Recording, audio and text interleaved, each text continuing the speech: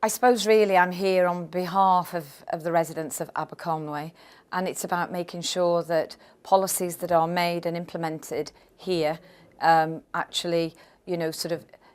impact on them in a way that sort of supports them as opposed to negative impact. So it's about influencing the decision-making process, and really I want to achieve sort of, you know, to deal with the issues that are facing Aberconwy. We have sort of many unemployed, we have a large proportion of elderly people, and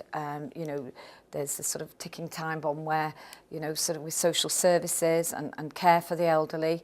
There's numerous reasons really, our children, to try and drive up and improve the standards of education. The Assembly, well, you know, sort of the National Assembly for Wales now has so many powers that affect everybody now across Wales, no more so than in Aberconwy, and I want to actually have a say in those and make a difference.